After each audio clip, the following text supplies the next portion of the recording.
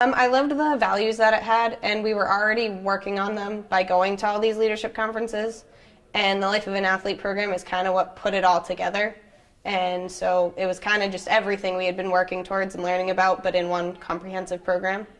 And I went to the summer conference, and that's where it was really introduced to me.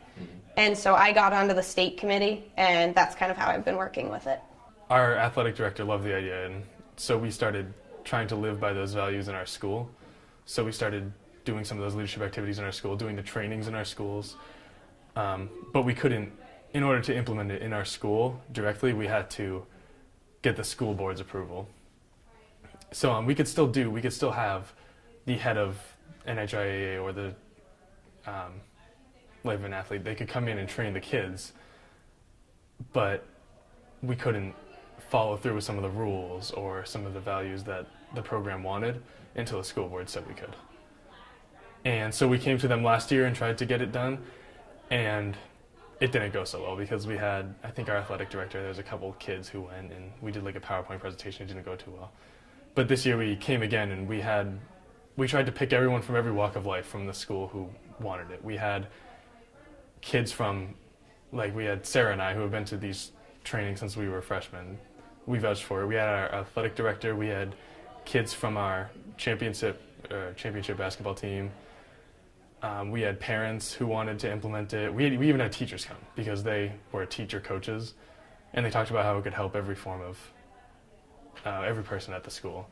And Donna Arias, the leader of NHIA's Life of an Athlete program, came and testified, and we basically got all of our opinions to the school board in one meeting, and they voted right there and decided to allow it.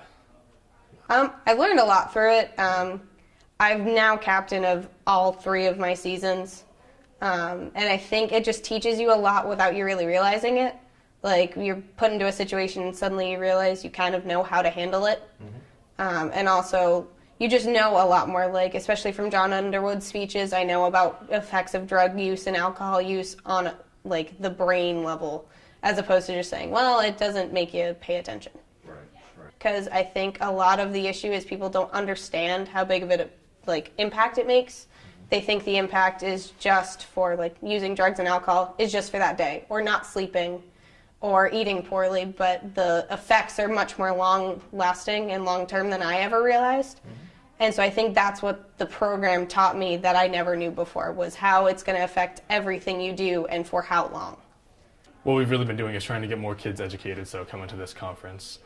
And we're putting up posters advertising that we are a Life of an Athlete approved school with, the posters are pretty cool. They take really a person from every part of the school. They have kids, administrators, basketball players, some people from our unified teams, custodians, and they're all on one big poster saying everyone's a Life of a Blue Devil.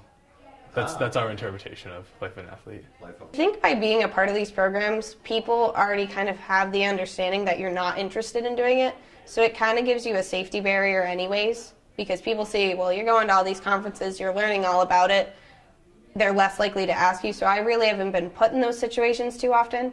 And when I have, I think if I say anything that I've learned, or I say, well, I have a game tomorrow, or I have a game a week from now, they kind of, just from knowing me and knowing the information I know, trust in that and stop asking.